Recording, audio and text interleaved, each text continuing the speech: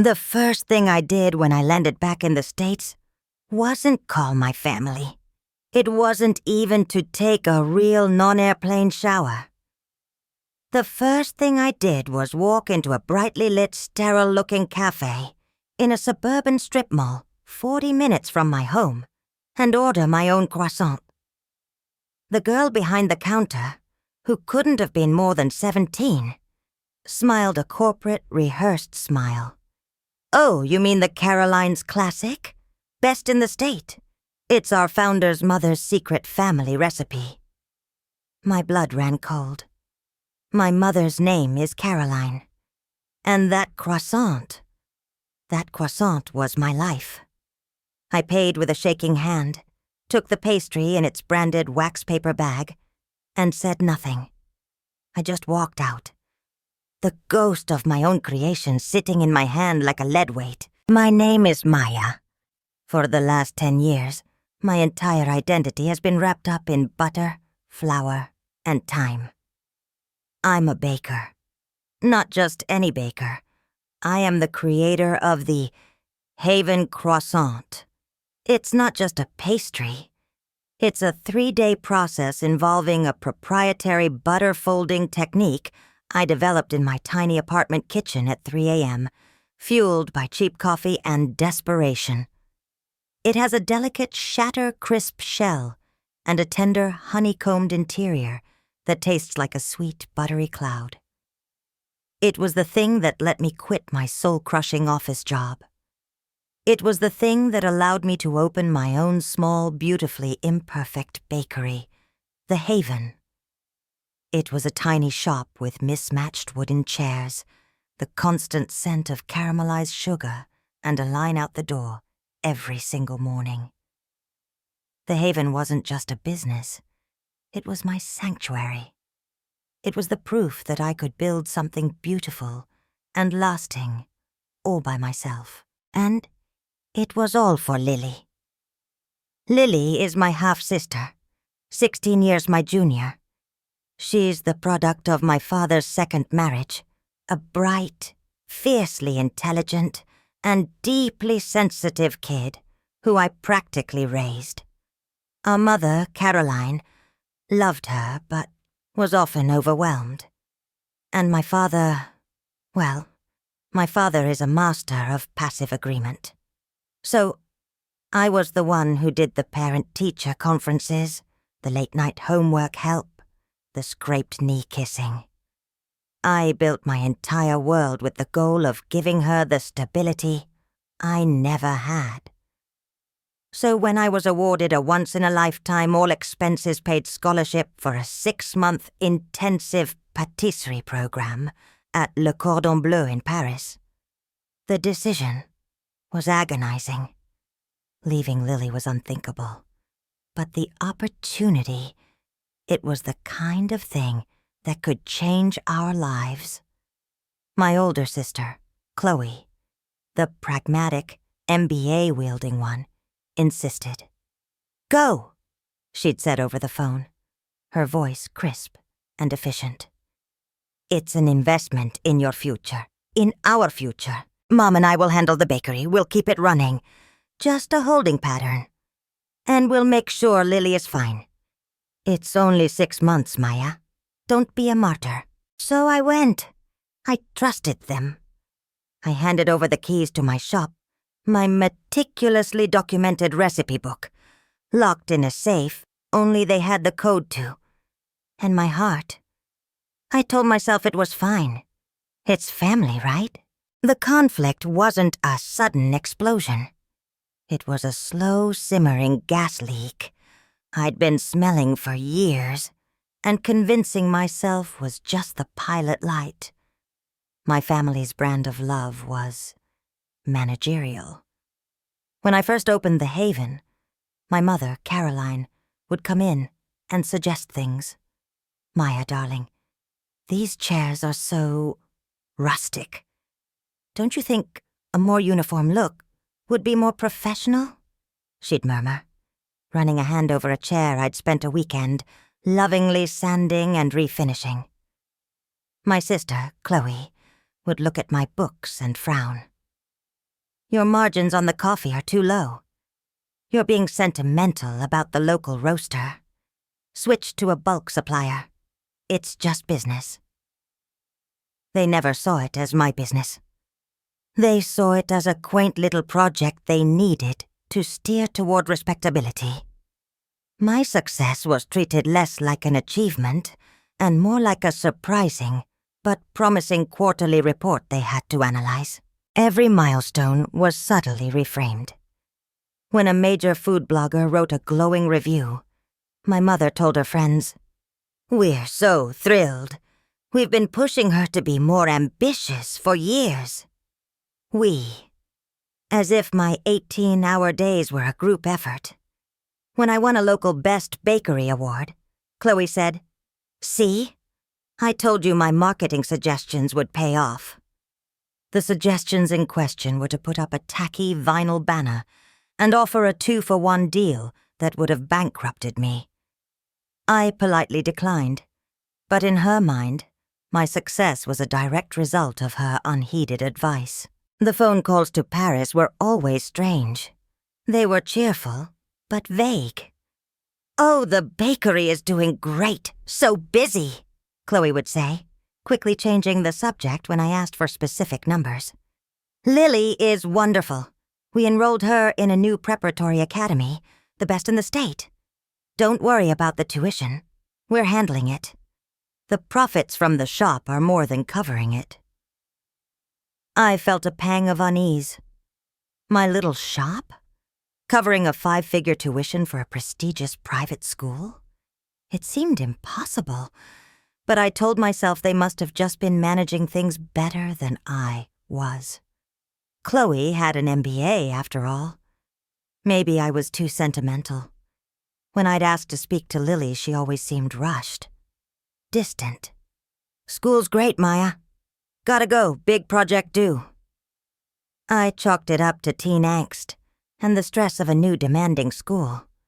I was 1,000 miles away, drowning in laminated dough and French verb conjugations.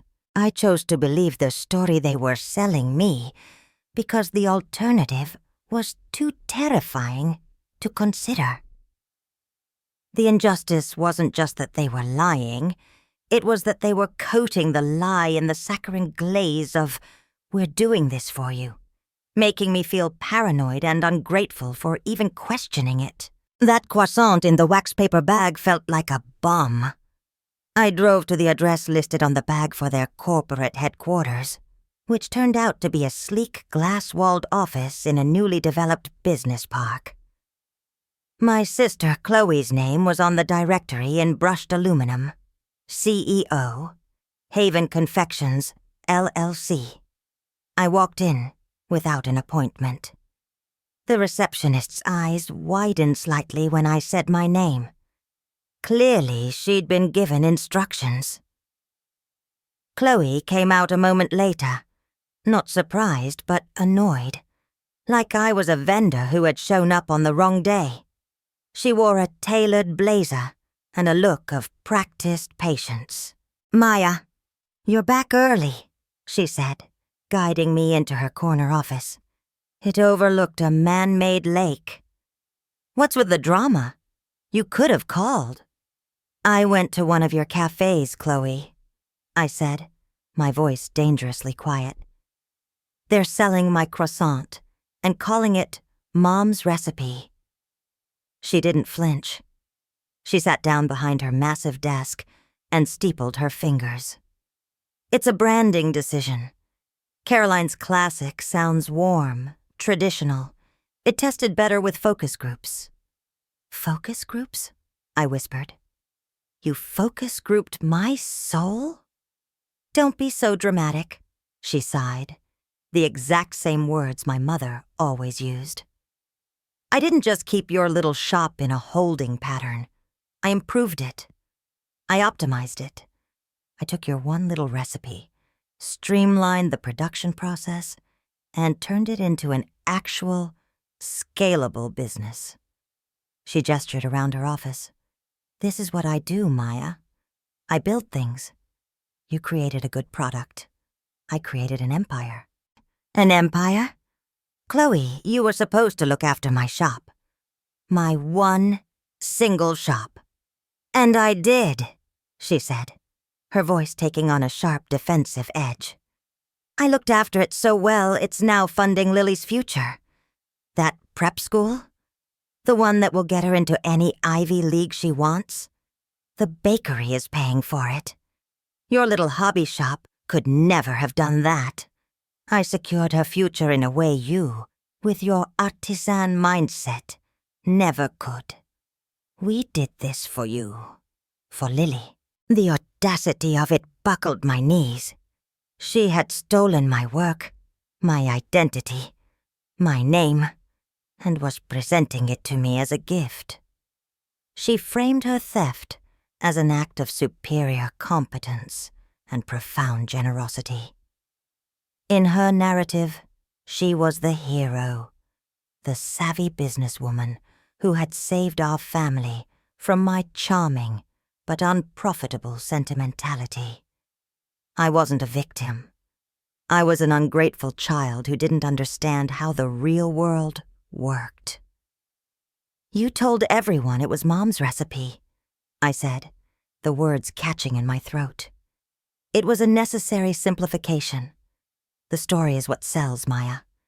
And the story of a mother passing down a cherished family recipe is better than the story of a girl who got lucky with some butter. I stared at her, and for the first time, I saw her clearly. Not as my older sister, but as a hostile corporate raider who had just completed a successful takeover of my entire life. And the worst part, the part that made me want to scream, was the absolute unshakable conviction in her eyes. She genuinely believed she had done me a favor. I didn't explode. I didn't cry. A strange glacial calm settled over me. I turned and walked out of her office, out of the building, and got into my rental car. I drove not to my parents' house, but to a nondescript chain hotel near the airport. I checked in, walked into the anonymous beige room, and for the first time in 6 months, I was utterly alone with the truth. For a long time, I just sat on the edge of the bed, the silence buzzing in my ears. The betrayal was so vast, so complete, it didn't even feel real. It was like discovering the sky was green, not blue. Everything I thought I knew was a lie. Then, the calm gave way to a cold, sharp focus. The baker in me, the part that was methodical and precise, took over. I opened my laptop. My hands were perfectly steady. I wasn't thinking about lawsuits or confrontations. I was thinking about data. Proof. For 6 months, Chloe had sent me doctored, simplified profit and loss statements for my original shop, The Haven. They showed a modest but steady income, just enough to cover its own expenses and the fabricated tuition costs. I had saved every single one. Now I started digging. I went to the state's Secretary of State Business Search Portal. I typed in Haven Confections, LLC. There it was, registered 4 weeks after I left for Paris. The sole officer listed, Chloe Peterson, my sister. I paid the fee to download all the public incorporation documents. Then I started searching for the franchise information. It was all there, publicly available if you knew where to look. They had already sold 12 franchises across 3 states. 12. Each franchisee had paid a hefty initial fee and was now paying monthly royalties into an account I had no access to. I found the standard franchise disclosure document online. It contained projected earnings, marketing materials, and the official, legally binding corporate narrative. And there it was, in black and white, in the Our Story section. The magic began in Caroline Peterson's kitchen, where a lifelong passion for baking led her to perfect the croissant that would make her family's name famous.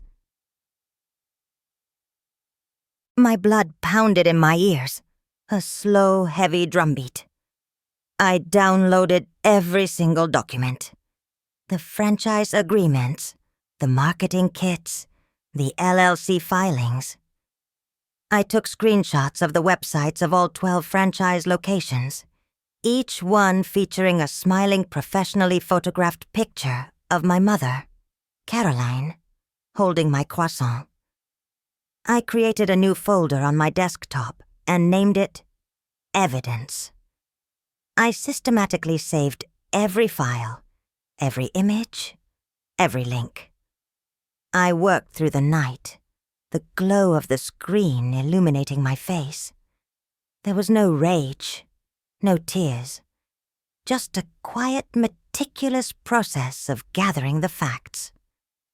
I was no longer Maya, the emotional, artsy baker.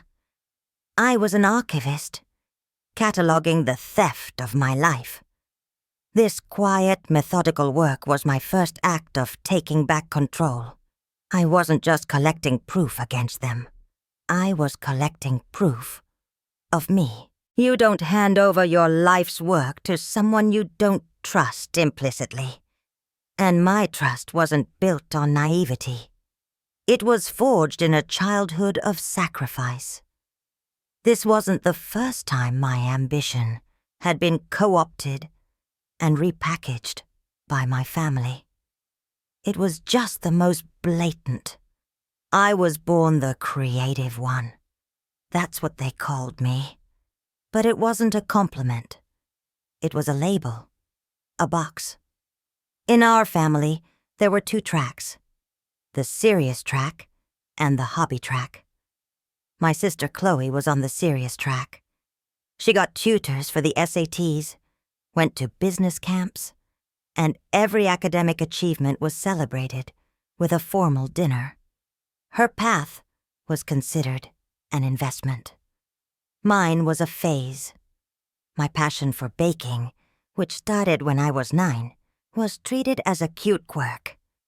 While Chloe was building her resume, I was building my skills, experimenting with recipes, burning my fingers, and falling in love with the science and art of it all. "Oh, that's nice, dear," my mother would say when I presented a perfect brioche. "Just be sure to clean up the kitchen." When I was 22, our mother got sick. Not a dramatic, life-threatening illness, but a deep, prolonged depression that left her unable to cope with her new baby, Lily. My father, ever the avoider of conflict, buried himself in his work. So I stepped in. I was working full-time and trying to save up to go to culinary school, but I put it all on hold. I moved back home. For 2 years, I was Lily's de facto mother. I was the one who got up for 2 a.m. feedings, who pureed organic baby food, who read Goodnight Moon until my voice was hoarse. My family praised me for it, of course. "Maya is such a natural," they'd say. "She's a lifesaver." But it was understood that this was my role. Chloe was busy with her first big corporate job. She couldn't possibly be expected to help.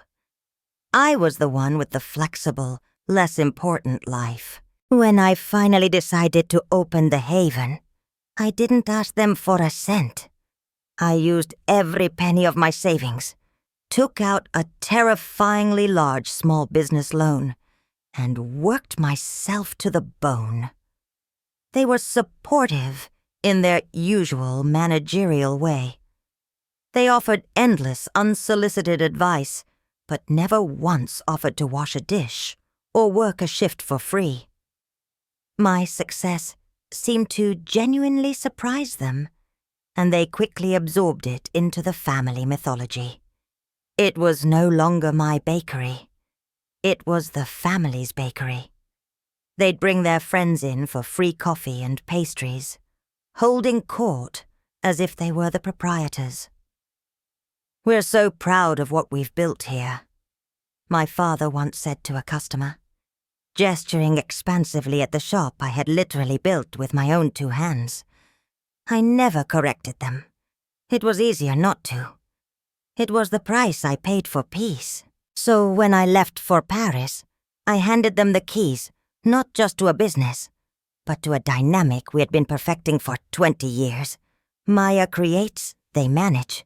Maya sacrifices, they benefit. I just never imagined they would take it this far. I thought they'd just rearrange the furniture. I never thought they'd burn the house down and sell the insurance money. 3 days after I landed, I called for a family meeting. I didn't want to do it in a neutral space. I wanted to do it in their home, on their turf, in the very living room where my creative pursuits had been dismissed as a hobby for 2 decades.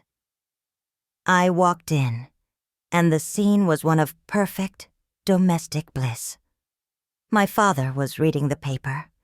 My mother was arranging flowers, and Chloe was on her laptop at the dining room table, looking like she was closing a multi-million-dollar deal. Lily was nowhere to be seen, probably at her new expensive school. "Maya, you're here," my mother said, her smile not quite reaching her eyes. "We were so worried when we couldn't reach you." "I've been busy," I said, placing a single slim manila folder on the coffee table. I didn't sit. I stood. Chloe looked up, annoyed. "Maya, if this is about the branding, I already told you. It was a sound business decision." "This is about fraud," I said. The word hung in the air, thick and ugly. My father lowered his newspaper. "Now, let's not be dramatic," my mother started. I opened the folder. Haven Confections, LLC. Registered 4 weeks after I left. Sole officer, Chloe Peterson. 12 franchise locations sold to date. A corporate narrative that claims my life's work is your recipe, Mom. I laid out the printed documents one by one on the table. The LLC filing, the franchise agreement, the screenshot of her smiling face on a franchisee's website in another state. My mother flushed a deep, blotchy red. "Well, I inspired you. All those years baking in my kitchen. It was a collaborative spirit." "The only thing you collaborated on was the cleaning rota, Mom," I said, my voice devoid of heat. It was colder, harder. "You told me to be sure to wipe the counters." My father finally spoke, his voice reedy. "Chloe was just trying to help, Maya. The business has been so successful. Lily's future is set." "At the cost of my own," I said. That's when Chloe snapped. She stood up, her chair scraping against the hardwood floor. "Oh, get off your cross. You had a cute little bakery, Maya. A hobby. I turned it into a real company. I gave you value you didn't even know you had. You should be thanking me. We have given Lily the best education money can buy. Something you and your little tip jar could never have afforded. You are being selfish. You're so focused on your art that you can't see the bigger picture. We did what was best for the family. You stole my name. You stole my story. You plastered Mom's face on my work and sold it for millions," I said, looking directly at her. "That isn't helping. That's identity theft." "It's good business," she shot back. "So the lies are just marketing? The forged story is just branding?" "It's a family business now," my mother interjected, her voice trembling with self-righteousness. "And families share." I looked from my sister's defiant glare to my mother's martyred expression, to my father's determinedly neutral face. They had built a fortress of self-delusion around themselves, and the truth couldn't penetrate it. They had already rewritten history, and in their version, I was the villain. "This isn't a family business," I said, picking up my empty folder. "It's a crime scene. You'll be hearing from my lawyer." The aftermath was not a swift, clean victory. It was a slow, messy, and painful unraveling. The first step was a formal cease and desist letter sent from my lawyer, a sharp, no-nonsense woman who specialized in intellectual property, to Chloe, my parents, and all 12 franchisees. The letter demanded they immediately stop using the name Haven, stop selling the croissant under any name, and retract all marketing materials featuring my mother and the false origin story. The effect was like dropping a bomb into a quiet pond. Chaos erupted. The franchisees, who had invested their life savings into what they thought was a legitimate, heartwarming family business, were panicking. Some of them called Chloe, who apparently told them I was an unstable, jealous sister, trying to sabotage her success. A few of them, however, had their own lawyers who advised them to comply immediately. Within a week, 3 of the 12 locations had closed their doors, their windows papered over. The local news got wind of it, running a small story with the headline, "Bakery Empire Crumbles Amid Family Feud."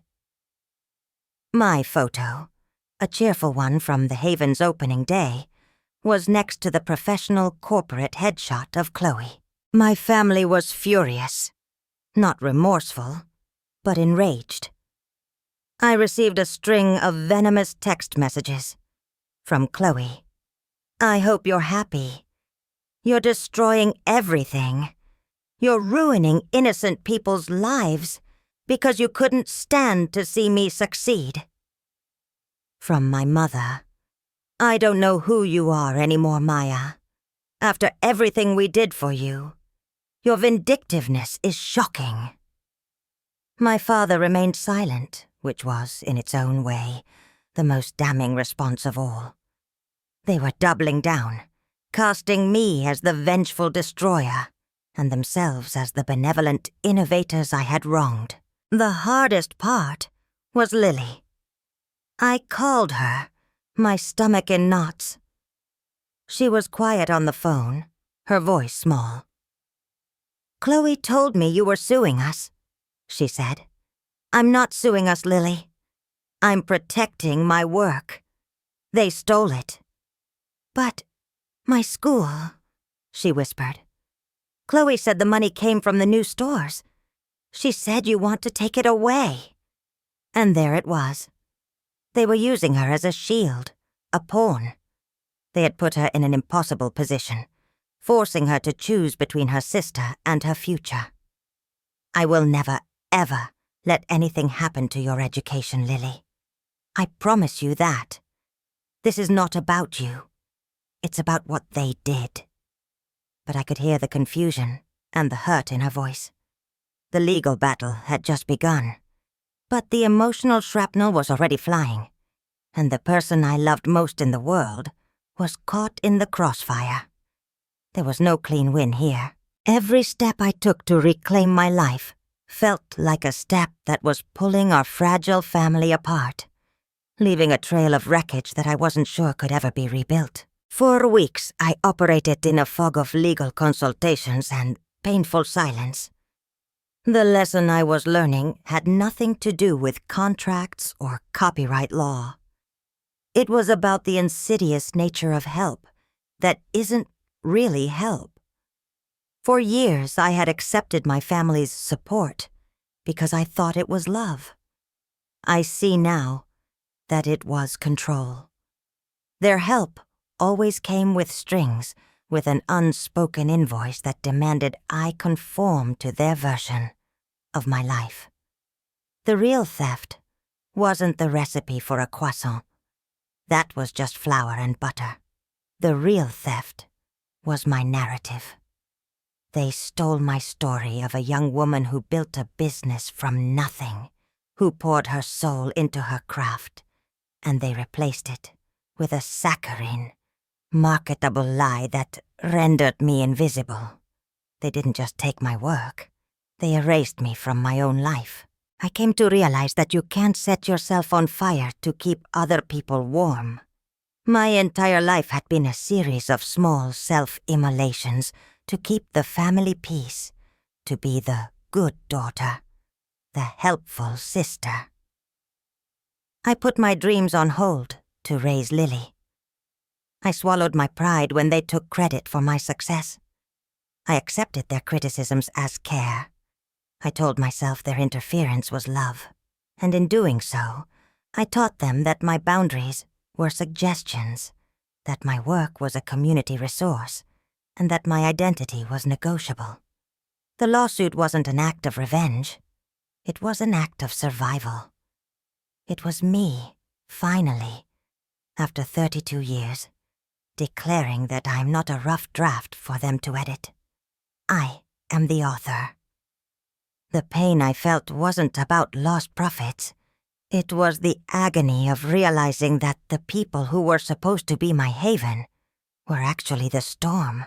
And the hardest lesson of all was accepting that sometimes the only way to save yourself is to walk away from the people you've spent your whole life trying to please. So here I am now, in the quiet of this hotel room that has become my command center.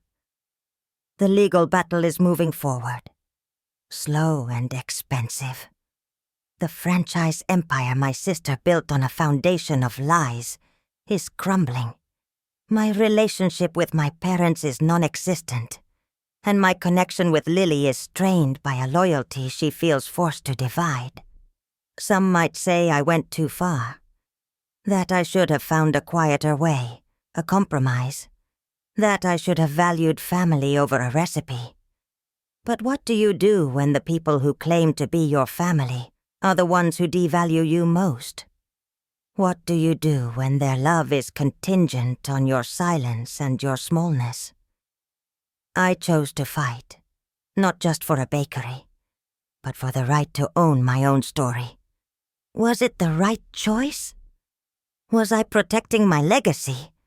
Or was I just blowing up my entire world? I'd genuinely love to know what you think. Let me know in the comments below. And if this story resonated with you, if you've ever felt like you had to fight to be seen, please consider subscribing to the channel and hitting that notification bell. There's more to this story, and I want to share it with you as it unfolds. Thank you for listening.